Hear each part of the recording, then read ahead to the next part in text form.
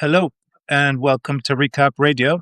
I'm Diego Cupolo, editor-in-chief of Turkey Recap, and this is our show about Turkish politics and foreign policy. Today, I'm talking to Selim Koru, writer of the Kültürkampf Substack and author of the book New Turkey and the Far Right, which I highly recommend.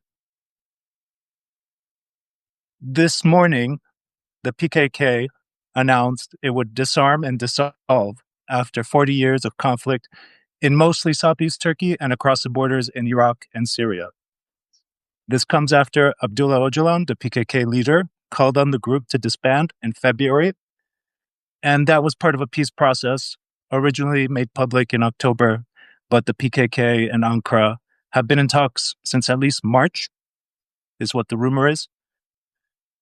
That said, this is a huge moment for both Ankara and PKK and the PKK. They've failed to reach peace agreements in the past. This one's still very fresh. It happened this morning. And we're going to see how it plays out over time. We've got a lot to cover. Before we start, let me disclose my wife is a member of Turkish parliament with the pro-Kurdish Dem Party. Also, listeners are welcome to send questions while we talk. So we're going to try to address any questions you give to us and view this topic from multiple angles.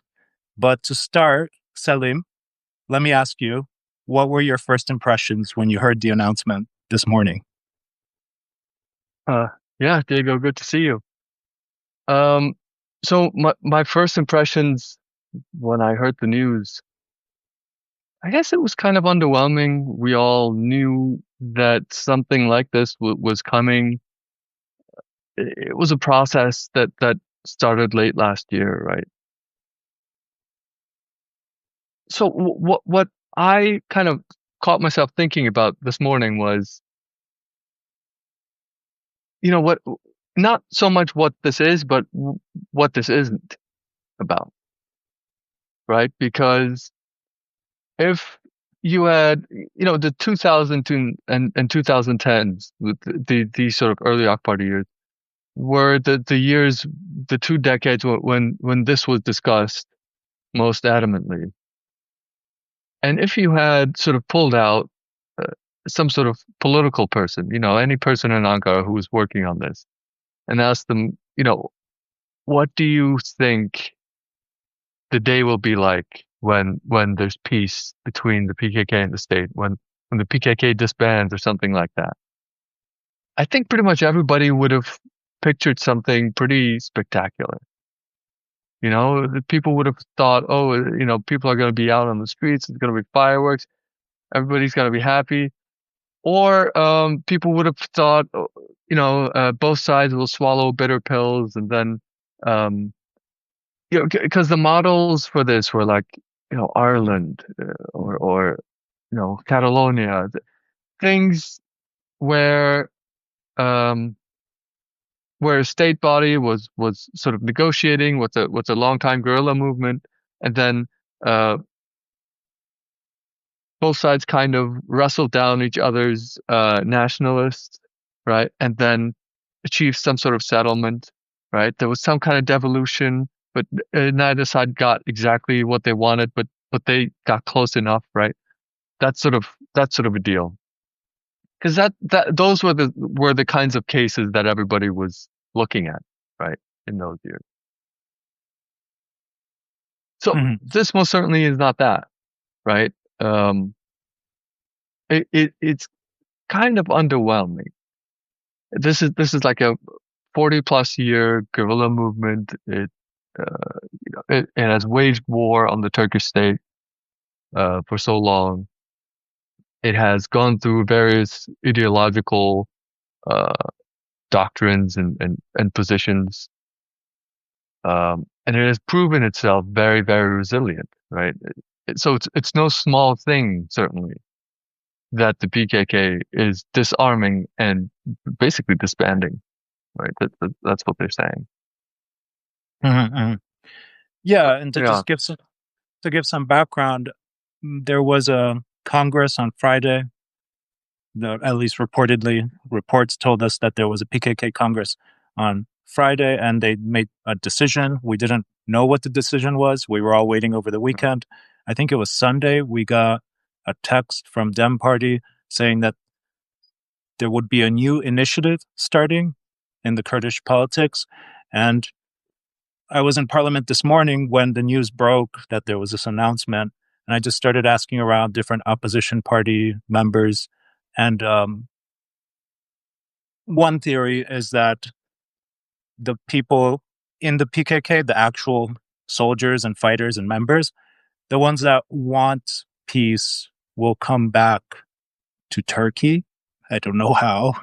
That's a huge topic. I don't know how. And the ones that want to continue some kind of armed existence will go to Syria. Mm-hmm. This is the theory. Everybody's got their own opinions, obviously, and this is speculation. But this is what I heard this morning, immediately after the news broke. In our last talk, when we were talking after Imamoglu was arrested, right? Big news in Turkey these days. You said you didn't think the peace process could work in the long run. And I wanted to ask you a follow-up question then, but I didn't. So I'm going to ask you now. What did you mean when you said the peace process is on shaky ground, maybe? I don't know exactly how you framed it. Can you just expand on how you see it moving forward? Yeah, I mean, several things there. I mean, first, I'd like to just react to what you said, because I mean, you were in Parliament, right? You're talking presumably to parliamentarians or their aides and people like that, and there's theories of what might be happening, right? And they're kind of wild theories, as far as I Mm-hmm. understand it, about how some of these fighters might go in one or the other direction. Some of that makes sense. Maybe some of that really doesn't make sense to me. But I think it's telling in itself that the theories of what's might or might not be happening, right, in the field or between the two sort of negotiating power nodes, right, between the Erdogan Palace and the Kandil Mountains. But we don't really know. We don't. I mean, this is a peace process. We're told we don't really know what peace means particularly. We know that it means like the dismembering of the PKK, right? But we don't know if there's going to be something else. We know there's a process, and that the state is going to give something, grant something to the Kurdish population that used to support the PKK. We're sort of vaguely told that this will take place, but we don't know what exactly, right? And we don't know when these things will happen, right? Mm-hmm. So all of this is uh, taking place based on faith, basically, in the authorities, right? And the authorities here are like, to put very simply, Erdogan and Öcalan, perhaps. So people who sort of are really deeply connected to these two power centers, these two men, um, might feel good about the process, it seems to me, right? If you're a diehard Erdogan supporter, you're likely to have a story in your mind about how great this process is. Or if you're an Öcalan supporter, of which there are many, right? You are also likely to think, oh, this may not be a bad thing for our people, etc. But you aren't really given information, right? And neither do I think people in parliament, sort of people you know uh, who are supposed to be in the know. Uh, Neither are they given information. So they're sort of watching this just as we are, and left guessing just as we are. I think that's important to note. Mm-hmm. Um, on like my pessimism of regarding the peace process and what it is.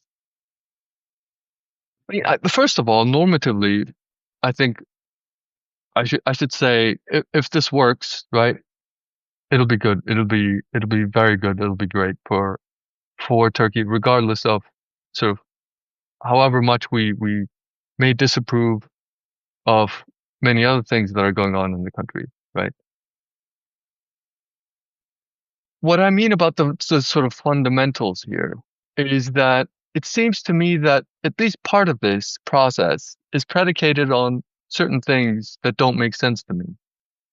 It's predicated on, for example, the idea that the MHP represents sort of Turkic or Turkish nationalists, and that because the MHP is in the process, that the Turkish nationalists are somehow on board. Um, that is a very outdated sort of notion to me. Another thing is that the Kurdish movement, right? The leftist Kurdish movement isn't as strong as it used to be, right? I think the sort of political Kurds are on the wane anyways in Turkey. The left has kind of lost the ability to inspire sacrifice from the Kurdish population, I think. So they were sort of on the decline anyways. And the PKK is kind of this legacy of the Cold War. It was really forged in the Cold War. It tried to reform itself various times. But it does, I mean, my understanding of the sort of institution such as it is very sort of archaic and anachronistic almost. So it was going to be not going to exist in its current form anyway. And much of this, it seems to me, is about Rojava, right? The sort of the PKK or PYD enclave in northern Syria and the future of that place, right? Because Turkey's already pushed its fight against the PKK across Turkey's border, right? It's no longer really, it wasn't really fighting within Turkey's borders. It was fighting in northern Iraq and northern Syria. And the Kurdish movement, it seems to me that the left Kurdish movement wants to secure its sort of Rojava as at least one achievement that somehow might last this entire the entire military process in the last decade or so. So they're trying to push really hard to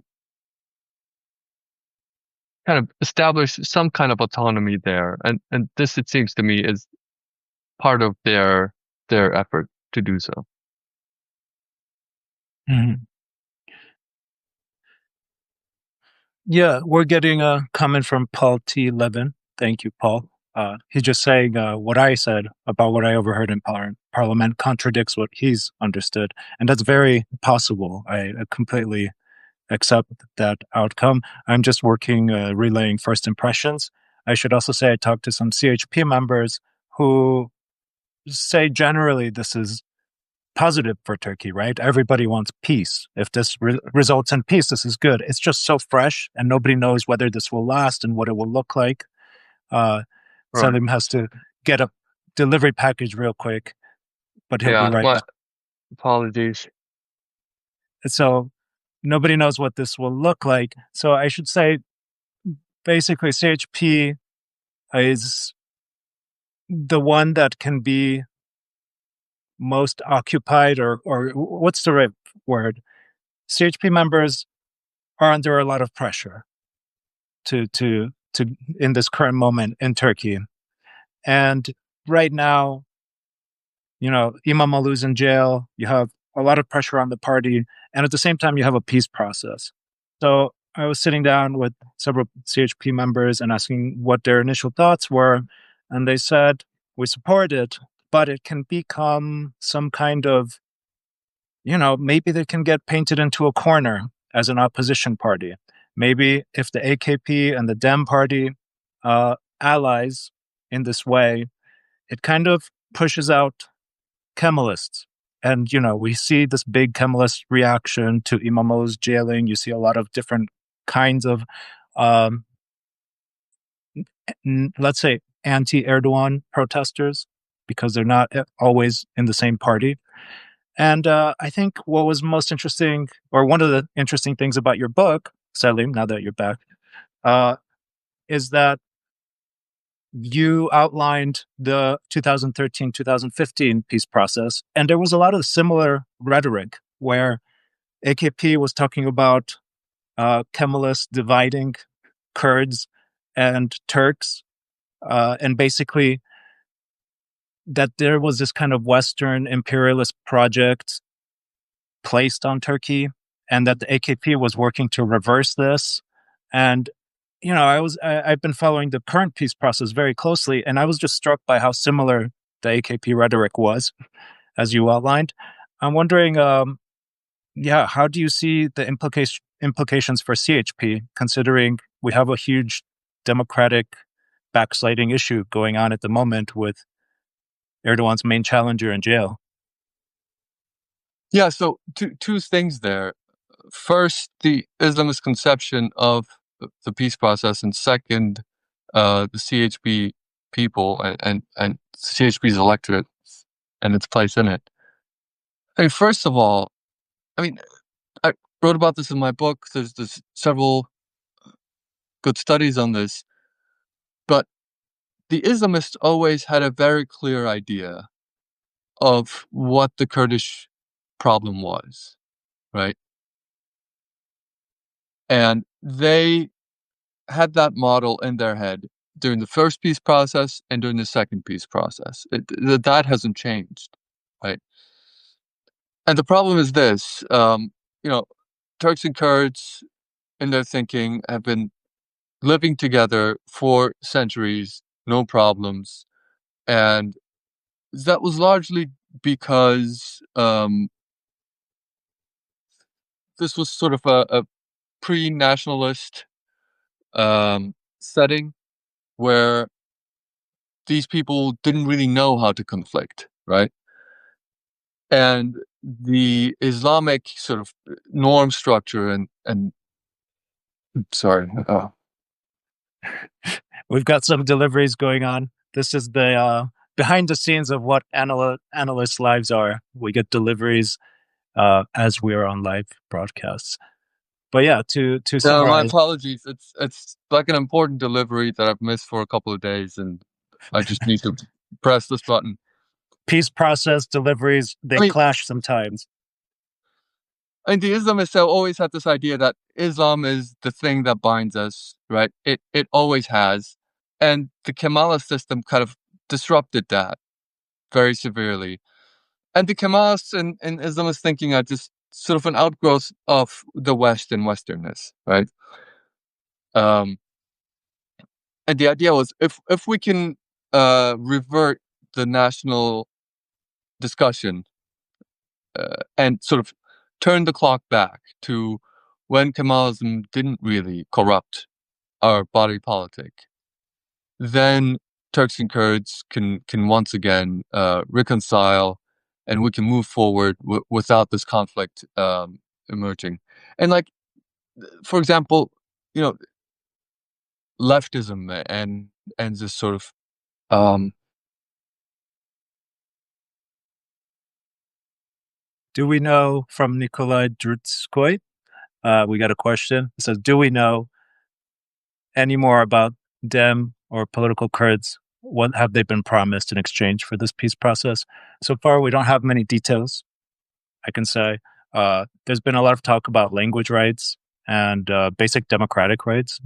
Elect representatives and have them stay there instead of being replaced by state-appointed trustees on terrorism charges. I think that there's a lot that can happen in regards to that. But I mean, as Selim was saying, there is this kind of promise and hope that's underlying this peace process, which is very complicated because you can be promised laws and new initiatives, but if they're not upheld, then what's that mean for the peace process? And that's where we stand, and that's why it's so complicated. Selim is getting his package, so I'm going to continue reading your questions. The PKK in their announcement, Paul T11 asking if the PKK in their announcement talked about democracy, to what extent. I think this one's for Selim because this involves Faust. So I'm going to skip ahead and save that for Selim. Sorry, Paul. I have another question. Can you comment on rumors around constitutional change that may be related to any of this? Yeah, so the main underlying factor of this peace process has been people presenting it as an attempt by Erdogan to stay in power by having new allies in parliament, and basically having the numbers to pass new legislation that would allow him to have another term after his many terms in power. Supposedly, the Constitution says that he cannot run again. The constitutional changes that we've heard discussions about involve prisoner release. It also involves more rights for sick prisoners. Again, the issue with this peace process is that it largely is based on legal changes. But as the CHP reminds often, we're not applying current laws in Turkey. So if you make legal changes but don't apply laws, you have a serious gap in rule of law, or what do you call it? Democratic politics. So some of the issue is, will these laws be applied? Because we're not applying current laws. And I think that that's what makes the peace process stand on shaky ground from my perspective. If this was just a simple thing that you could change through legislation, we would have done it already. The issue is applying laws. Welcome back, Selim. Is it done? Yeah, seems to be done. My apologies, sincerely. It just couldn't be avoided. Um, yeah, applying law. I mean, Where were you? We have questions about Faust. I can't answer them. oh, that'd be fun. Maybe that Yeah. was Nate. No, Dude. I mean, the model that the Islamists had, right, was the Kemalists sort of disrupted the what was natural between Kurds and Turks, and they won't ever say this, but they're kind of reverting the clock and saying, well, as long as we don't have Westernness, this barrier of Westernness between us, things will be fine. You can see something similar in like Turkish-Russian relations, for example. There too, the assumption is, well, Turkey and Russia actually get along pretty well, but there's this membrane of Westernness between us all the time that, we have to speak in English, we have to trade in dollars, we have to do all this stuff. And then once you do away with that, then relations can just flow naturally.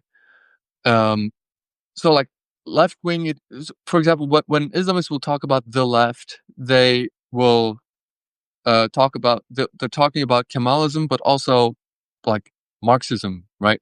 They're talking about those things together because that's kind of the same place in the Islamist model. So they tried to apply that in both peace processes. So when you read Öcalan's letters, and like the first peace process and the second peace process, they're both saying the imperialists got between us, and now the imperialists are leaving our region. So there's no more need for the PKK, right? He's saying that in both peace processes, 10 years apart, more than 10. But so that's really the model. Under the banner of Islam, we are actually one, and that will be restored, right? I mean, I think also that that's a very simplistic assumption to make, that sort of the identitarian thing is the problem, right? Because in the Southeast, a big part of the push was actually a very leftist push, right? This was a very feudal society, and a big part of what the PKK was trying to accomplish was do away with that feudal system. And then in its post-Cold War incarnation, right, the PKK was about sort of decentralized, quasi-anarchic living, right? That's the kind of thing they were experimenting with.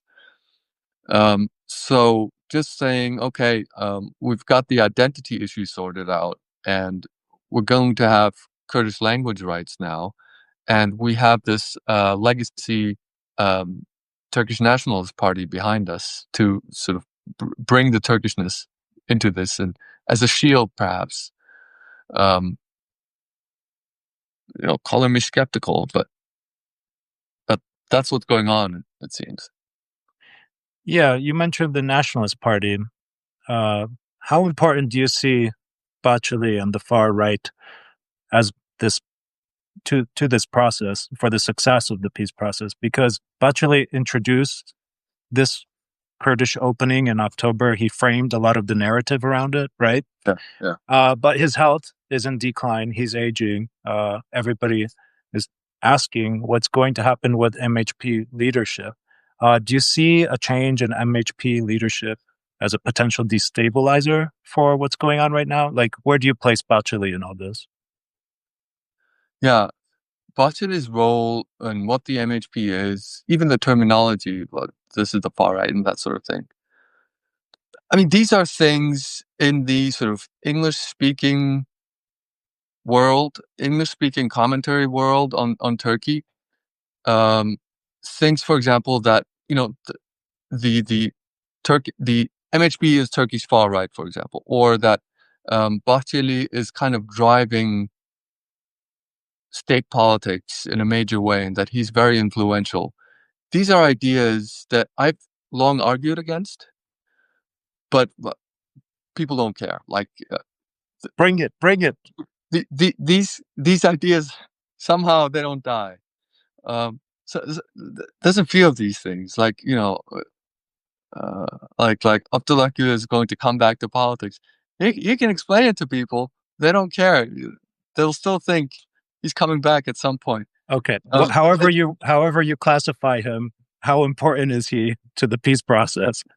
so I don't think that Devlet Bahçeli has been a definitive figure in sort of crafting state policy, Mhm. because there is state policy, there is that strategy behind the things that the Erdogan controlled state does, right?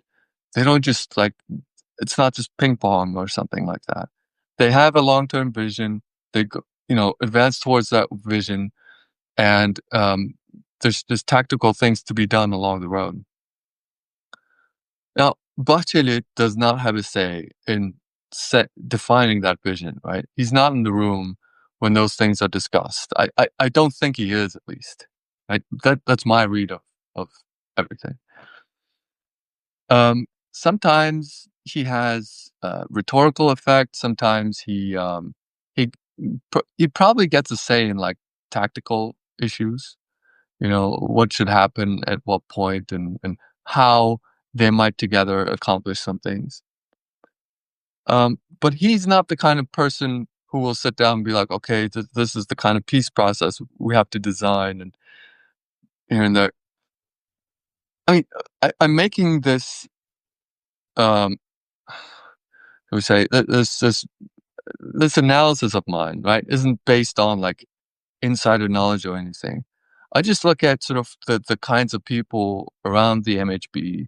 Do they actually have any power in any of these organizations? And to the extent of my knowledge of what I heard, right? No.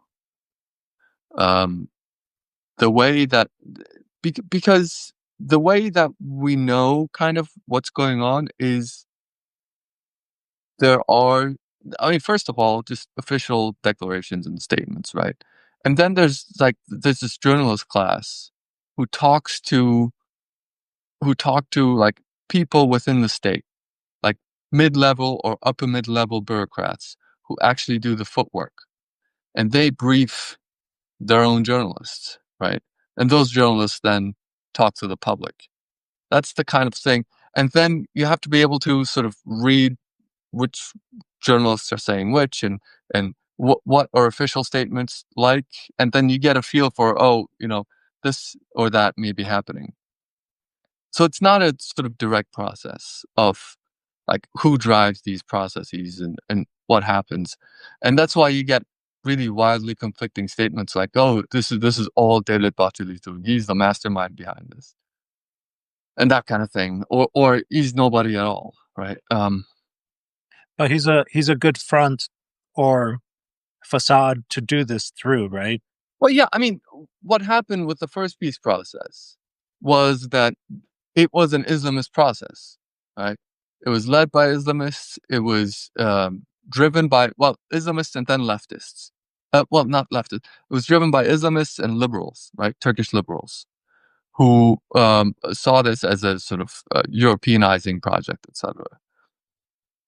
And the MHP and Turkish nationals were opposed at the time, and this became a big problem because the MHP supporters are relatively strong within the state, right? They're strong with the teachers unions. They're strong with within the military, certainly with the police, and it wasn't really a good look for Erdogan, right? So now that he has the MHP on his side and is stable, so to say, right? Um, he didn't want to be seen as driving the process, I think, right? Mm. He didn't want to, because the PKK might, well, again, sort of wrong him, or they might not be interested at some point. They might try different things. He didn't want to expose himself politically to that kind of thing. So he said, well, Devlet Bey, why don't you do this, right? Why don't you be the face of this? Because frankly, you're not getting any younger, right? And it's not like he has any political base of his own, right? He has some sort of charisma within a certain group. The MHP is still seen among, especially older Turkish nationalists, as a sort of the natural home of Turkishness, right? So he put Devlet Bahçeli up front, right, to be the face of the process. And my understanding is that Devlet Bahçeli actually talked to the HDP people. Uh, the HDP was made to understand that Devlet Bahçeli is the person to talk to, right? That he was kind of mediating things. Mm. But that And he, doesn't mean that he wanted this. That he is the will behind this, right? yeah, and he just, as we're speaking of him, he just posted a very long tweet, which people can look up on the MHP Twitter account, X account. I don't see sentences I can quote, but I advise people to look there if you want to know what he's thinking. If it wasn't Bacheli, we have a question. Was Fidan involved? Like, what can you say about the background work? Because I agree with you, Erdogan has been kind of detached from this process. I listened to him before we talked, an hour before we talked, and he didn't mention it in his speech, which I found interesting. Um, who? He just talked about sort of broader terms, like he says we want a Turkey without terror, right? It's just very general. Yeah, Turkey without terror. Everybody supports that. Sure, Uh, yeah. People wouldn't. is Fidan driving this? Is it Colin? Like, I guess it's speculation to ask, but do you have any? Those two men are those two men are really driving strategy at this point. Um, they've really become the geopolitical force behind this. So it's not that they are driving the process. I mean, Hakan Fidan, I think, certainly drove the first peace process, right? But at this point, those two are too big, I think, within the state to do this. Their people certainly are driving these things on the day to day. But those two are already, I think, too big to be sort of handling things and talking um, themselves. But of course, like when the HDP representatives visited the presidential palace, they were there, right? Ivan Cullen was there, I think. Hakan Fidan perhaps not, but Mhm. yeah, but certainly, I mean, they are responsible, I think. Yeah. Yeah, yeah. We have a question from Alan Makowski. Hi, Alan. Uh, to what extent is this the result of Turkish military pressure in recent years? There was a BBC documentary that outlined the many different Turkish military outposts and bases in northern Iraq. There's been serious pressure on PKK in pretty much all fronts, and it has been pushed out of Turkey more or less. The militant parts that were conducting attacks is mostly outside of Turkey now, right? So, what do you make of Turkish military pressure in this? And certainly, yeah. This is, I mean, my podcast co-host Nick Danforth said, well, it's more like discussing terms of surrender. That's certainly the case. Yeah. Um, the I mean, the PKK was first fighting in Turkey during the Cold War and beyond. It was in the 90s and 2000s. It was still doing attacks in Turkey. Late 2010s, it was pushed out of Turkey. But there was still military confrontation. Certainly, the Syrian civil war opened up a whole new area where the PKK could pursue some of its goals. Turkey won that war as well. So militarily, Turkey has been sort of pressuring the PKK across the board. And if that hadn't happened, that certainly wouldn't be the case. The PKK would not be at the negotiating table, and the PKK certainly wouldn't be disbanding itself if it had had um, fewer military defeats, at least, I think. Mm-hmm. Wanted to touch on how unpopular this process is. This peace process was never widely supported by the Turkish public, let's say majority supported. And a recent Metropole survey said 67.7% of respondents said they did not support this process. Basically, it looks like Dem Party supporters are the main drivers of this. And it's interesting that Erdogan's pushing this forward at this time. The economy is bad. There's, many dynamics going on in Turkey. And I think many people highlight that it's not a favorable process. But again, reading your book, I was reminded that Erdogan pushed through unpopular policy before, namely the presidential executive presidency, right? They made a referendum in 2017 um, after years of resistance to this presidency, right? It had been part of a project of the AKP. And then basically what happened, you had an attempted coup, you had a state of emergency, and then what's this called? The shock doctrine, when you use a disaster to push through policies. Uh, And then basically you push through unpopular policies that you always wanted. So, I talked to some people from the Yeniol party today, and they said this was Erdogan's plan from the start. He knows every step. He's the grand master, right? And that's part of the rhetoric. How true it is, I can't say. But can you just comment on how such an unpopular policy can meet possibly negative reactions? Because people are still trying to repeal the presidential system in Turkey, right? It passed, but people talk all the time about, especially CHP, reverting to a parliamentary system. So I'm wondering, is this peace process linked to the AKP? And if the AKP someday is voted out of office, can it be, repealed, this peace process? Can we go backwards? What are some potential hazards that you're looking for up ahead? well, we can't say for certain whether the peace process can be repealed at some point because we don't know what it is. Technically, legally, culturally, we don't know its contents. So I don't think, we don't know at this point. But what you're describing is, I mean, this thing is typical Erdogan, right? That he's got an idea of what needs to happen, his sort of strategic vision, and then he's looking for ways to enact it. And sometimes there's an opportunity, and he takes it. But it's certainly not the case that he sort of listens to the majority opinion and then he's like, oh, we should do this. That happens a lot fewer times. On big things, he's got an idea of what needs to happen, and then he pushes it through. I mean, if you asked Erdogan's people, they would probably say that that is what good leadership is.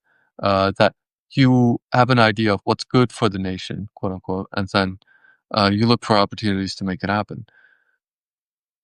Now, on this issue, I mean, as I said, the Islamists had an idea of the peace process with the Kurds and what it should be, and they tried it once.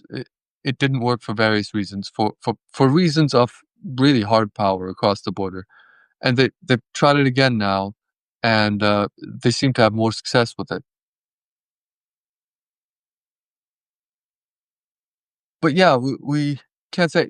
You said something else about your question was something else, wasn't it? I went all over the place, but pushing through unpopular policy, and Right. Yeah, unpopular. So, I mean, there is this very awkward thing about this whole issue, right? And wow, the elephant in the room. I see Faust. Yeah, the Faustian bargain with Erdogan. We'll talk about that.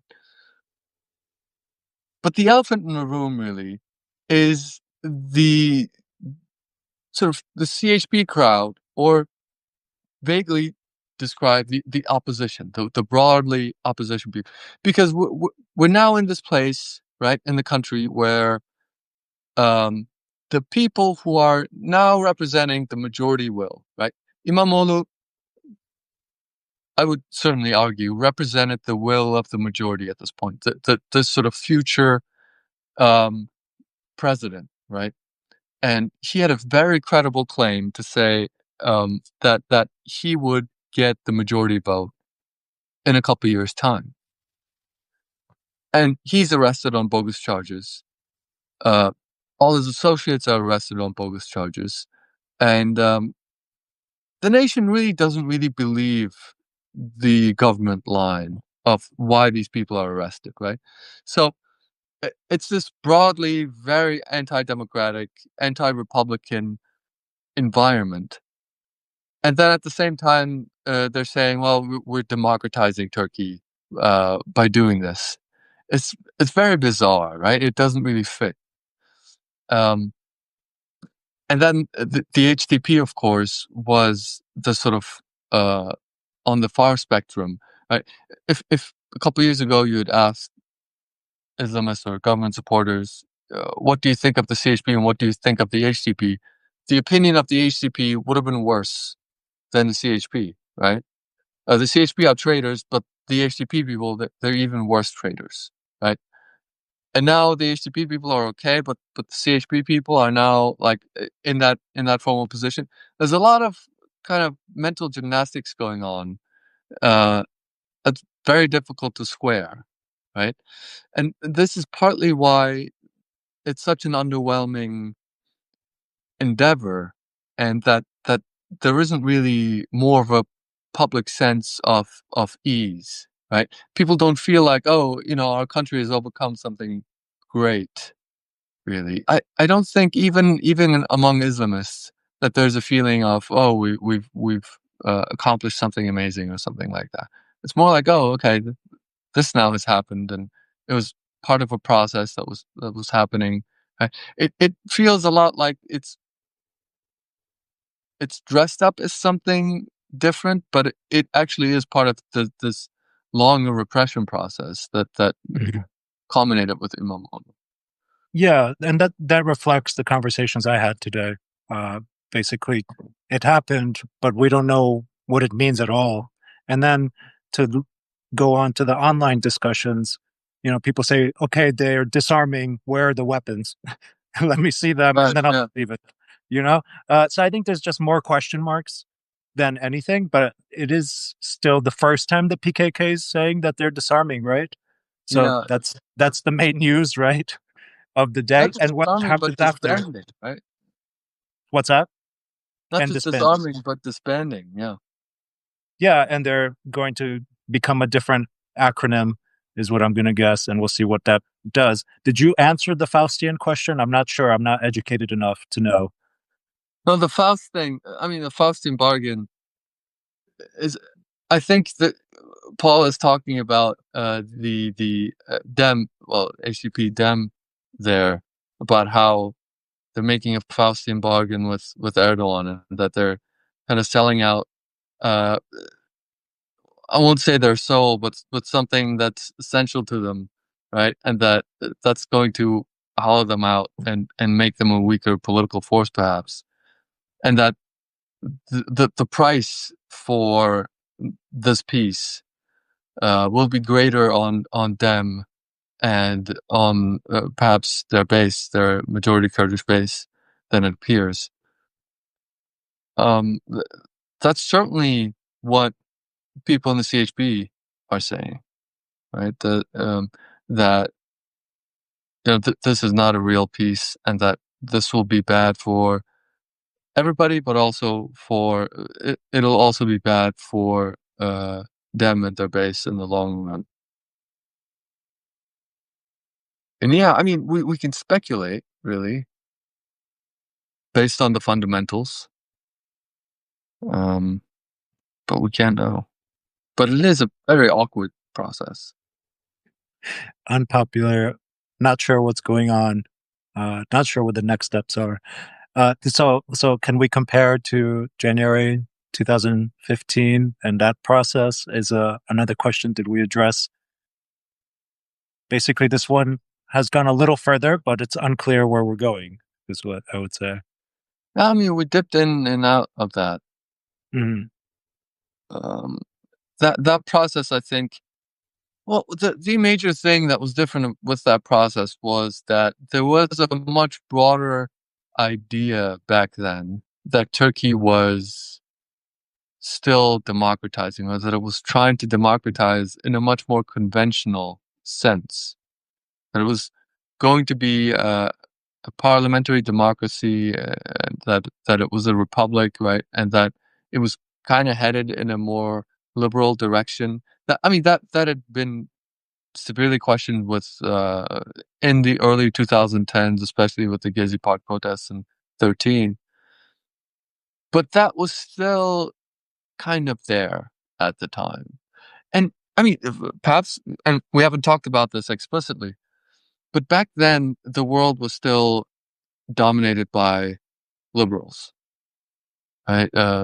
Presidents of the United States, whoever they may be, were still considered liberal forces in the world. That the post-war system of alliances and institutions, the Bretton Woods system and the EU, all these very large things, they were considered to be sort of not doing very well, but they still looked like they would last, right? And that Turkish politics was taking place within that larger structure. You know, it was kind of a rebel within it, but that it was still taking place, and that the peace process would get Turkey closer to the center, right? That kind of was the idea behind the first peace process. Whereas with this one, very explicitly, the idea is that this is a brave new world, right? The world is going through tectonic shifts in politics and economics, and that Turkey's not interested anymore in moving closer to the Western sphere, right? Be that liberal or non-liberal, we don't yet know what that's going to look like. But Turkey's going to be its own kind of place, and the idea here is that a festering Kurdish problem in Turkey and around Turkey is going to be a weakness that other people can exploit, especially the Israelis, right? And that Turkey has to fix this problem quickly and at least disarm it, right? So that people who want to weaken Turkey from within, right, can't do so at least very easily. That explicitly that's what David Bahçeli said. That's certainly what Erdogan is saying. That's what government officials are saying. That's what sort of government journalists are saying. Right. This seems to be the deepest issue that they have in mind. Um, I don't really have a very firm reason to doubt that. That probably is a very big part of their motivation behind this. Mm-hmm. Yeah, yeah. And since you brought up Israel, I think it's a good. We have 10 more minutes or so to go. I think we should address some of the regional implications in neighboring countries. And you bring up that Turkey wants to be its own pole, or let's say a sovereign country that dictates its own path, right? But Yeah. is that a realistic outlook in shifting global dynamics? Because you have China and other bigger countries that would still have the economic um, what do you say, power, economic power to sway how dynamics go in different regions. So Turkey wants to carve out its own sovereignty, and managing the Kurdish issue is part of that, right? Uh, but as you say, it's a security issue that can be exploited by rivals. And right now, a big discussion is Israel Turkey potential face off over Syria. What do you make of those discussions? Do you think that that's something to watch? I mean, yeah, on the global scale, this is relatively small fry, right? At, at a time when the United States and China are engaged in a trade war, and the Europeans are rearming, these are like the biggest economic blocks in the world, right? These three, um, India and Pakistan, obviously, uh, getting into scrubs. I mean, Turkey is 1% of the world population, about 1% of the world's GDP. Um, it's not as big as sometimes it feels like it is, right? The way our state talks, and the way we as Turks kind of discuss politics, really not to scale. Turkey is not as influential. At the same time, Turkey is not a small country, and it's a major industrial country in its region, right? There's one other really industrial country that has a middle class, and that's Israel, and it's much smaller. Iran is really not in the same league. The Gulf countries have tons of money, of course, but money, that's just money, right? They don't really have sort of engineering expertise. They don't have a middle class that actually works. They don't really have sufficient infrastructure, the production capabilities, all of that stuff, right? Um, so what Turkey wants, I think, in the near future, in the next generation or so, is to sort of link up the region to its supply chains, right? And by extension, global supply chains. So Turkey itself is not a huge population, but if you add sort of Syria's population and Iraq's population and Lebanon's and Jordan and all these countries that really have nowhere else to go and no future to speak of, then you have something more substantial, right? And if you're a sort of geopolitical planner sitting in Turkey, you think, well, this there is opportunity here that Turkey could use in order to leverage itself to sort of a bigger policy discussion, right? A bigger level of global politics. I think that's the kind of thing that the Fidan Cullen duo have in mind, it seems to me. And they're kind of, I think, using Erdogan's experience and knowledge and sort of instinct in order to steer the country in that direction. That's what it seems to me is happening with this. And they want to just nib the Kurdish issue in the bud and close it off. And focus on other things. Mhm. The Lausanne Treaty is trending on Twitter in Turkey right now. Oh yeah. Yeah, yeah. So that's a segue to talk about the Development Road Project in Iraq, right? Uh, Well, Natural one. So, I mean, this, if there is peace, right, you can have more development. And I noted a lot of the English language coverage did focus on economic factors. Like, if there is less terror, there can be development in Southeast Turkey and all these gas pipelines that will link Qatar to Europe through Turkey, and different transports routes, and everything's going to be great, and flying cars and all that. But I mean, or there's a long road to that, and the region, the way that people talk about it is with impending doom most of the time. How do you place like prospects with Iraq, and then yeah, let's do Iraq and then Syria after, if you want to take them separately. I mean, I focus. I'm a scholar of political ideas. I'm not really familiar with the sort of intimate details of economic planning here and what goes on. But on Iraq, what Ankara has proposed is what they call what's it called, the trade corridor or something, uh, uh, a sort of road, series of roads, I think, that go down from Turkey into into Iraq, across Iraq, right, and reach the Persian Gulf. And that's a way to hook up southeastern Turkey to global supply chains and global trade routes. Certainly have an energy dimension to it, and yeah, that's supposed to also enrich Iraq, right?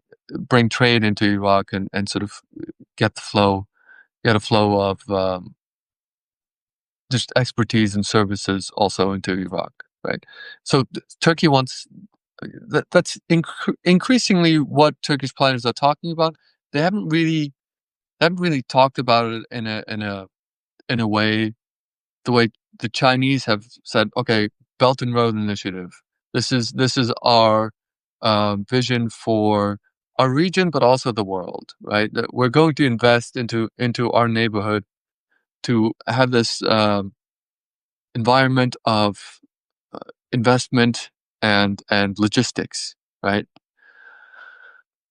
Now, Turkey kind of has something similar in mind, but Turkey obviously doesn't have uh, capital, right? It has some expertise. It's very good at construction, but it really needs people to pay for these things. And the Qataris obviously they have a lot more money, so I think that's the kind of thing. Those are the kinds of deals that they're trying to make in Iraq. They're trying to set up these big logistics projects and get outside funding for them.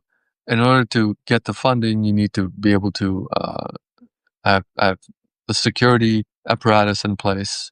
You need to have some sort of planning in place. It needs to look reliable, right? Mm, And I think that's what they're working on. yeah. Can you comment on Syria, and then we'll try to wrap up unless there's other big question. Syria, my read is that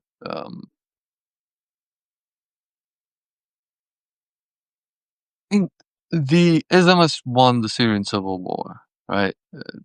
They supplied HTS. They stuck it out through thick and thin, through the toughest days, and through and through what happened. Uh, well, they eventually got us out to fall, right? But they weren't really successful in completely eroding the PKK's presence in northern Syria, right? Uh, the PYD has a pretty substantial presence there with American, uh, well, due to American support, really, and that hasn't changed. And I feel like the a military solution to that problem, so really going in and just taking over Rojava by force would have been very, very costly. Right? This is a pretty organized fighting force. They would have expected a heavy price. So the alternative was some sort of deal where this is the reasoning behind the PKK peace process as well, where the PKK very broadly uh, lays down arms, makes deals, gets some sort of very basic devolution, it seems, or some sort of nominal autonomy, probably, right? And then, yeah, for that, they lay down arms and they defer whatever struggle they have for some kind of parliamentary process. But really, I don't think the Islamists are going to be very open to negotiation once the PKK does lay down arms, right? It's not like these guys usually give up things to people who don't have leverage. What Yeah. happened in Turkey for And we're not sure that? what will happen with SDF and how that goes. But Yeah, but and I think they'll be absorbed into Syria, right? Into the rest of Syria, more or less, because they don't have the population over there. I mean, Rojava is I don't think it's majority Kurdish, right? Um, it's still mostly Arab. They don't really have the financial resources. They certainly don't have the military resources anymore. They don't have the alliance structure, right? The American support that they need. Mhm. So I don't think that's going to last very long. That presence. Yeah. Did you want to say anything else that I didn't ask you about? Otherwise, I'll wrap up. Um, no, I think that's it. I think, but we'll see. I think what's going to happen in the next sort of weeks and months is probably that the state is going to announce some kind of policy packages towards Kurdish citizens, sort of enhanced language rights, etc., something like that, and they'll probably go easier on dem mayors. Then I don't know if they'll actually reinstate any of them. But the one thing, okay, this I should mention. This is new Turkism, really, or Turkish nationalism that's brewing, especially among younger people. And they were really active in the protests. It's a new kind of anger towards the AK Party among young people, and it's very Turkish nationalist. It's very strongly against this peace process and the previous peace process as well. I expect to see that well up much more strongly. The state, as you know, they like to. They're sort of at the peak of their strategy game. They will have to somehow counteract that, and they'll have to think of ways to counteract that. So that's one thing I'll be watching. I think going down this road. Yeah. Well, thank you for doing this, Selim. It's always good to talk to you. Again, Selim has a new book out. It's called New Turkey and the Far Right. Highly recommend reading it. He also writes the Kültürkampf Substack. Highly recommend reading that as well. We'll be following developments here at Turkey Recap. Follow Selim for his commentary on Turkish politics. And if you missed the beginning of this conversation, we're going to repost it on our website, turkeyrecap.com. And if it works, Spotify, Apple Podcasts, and YouTube. Thank you for joining us. Thank you for your questions. We will continue following what's going on. Best of luck to everybody. Thanks, everyone. Bye bye. Bye.